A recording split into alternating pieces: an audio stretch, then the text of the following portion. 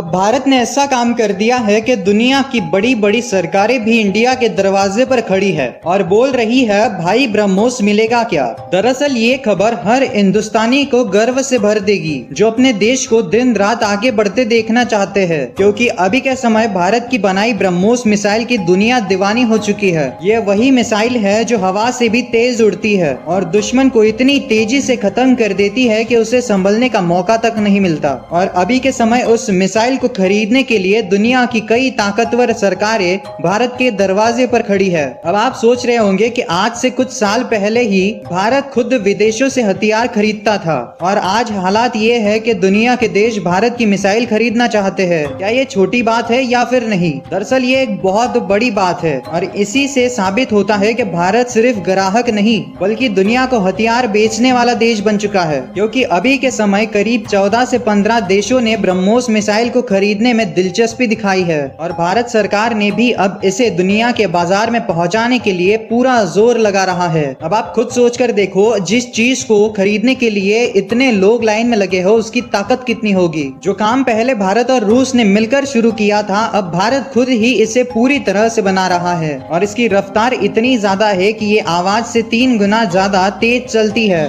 और जब भारत ने पाकिस्तान के खिलाफ ऑपरेशन किया था तब ब्रह्मोस मिसाइल का इस्तेमाल किया गया था और उसी दिन से कई देशों की नजर इस पर टिकी हुई है और इसी के चलते अब तक फिलीपींस पहला देश बना है जिसने भारत से ब्रह्मोस खरीदी है। करीब $375 मिलियन का सौदा हुआ है और भारत ने इसकी डिलीवरी भी शुरू कर दी है। इसके बाद वियतनाम, इंडोनेशिया, ब्राजील, सऊदी अरब, कतर, मिस्र और अर्जेंटीना जैसे देशों ने भी इस मिसाइल को खरीदने के लिए भारत से बातचीत कर रहे हैं। और ब्रह्मोस की बढ़ती मांग को देखते हुए भारत ने उत्तर प्रदेश के अंदर एक नई फैक्ट्री शुरू की है जहां हर साल 100 ब्रह्मोस मिसाइल बनाई जाएगी ताकि विदेशी मांग को पूरा किया जा सके। और अभी के समय तो भारत का डिफेंस एक्सपोर्ट भी रिकॉर्ड तोड़ चुका है। पिछले साल करीब 21,000 करोड़ का सामान भारत ने बेचा था और इस साल 23,600 करोड़ तक पहुंच गया है। मेक इन इंडिया और DRDO की मेहनत दिखा रही है कि भारत अब किसी पर निर्भर नहीं है। अब आप खुद कमेंट में बताइए कि भारत आने वाले समय में मिसाइल पावर बन पाएगा या फिर नहीं।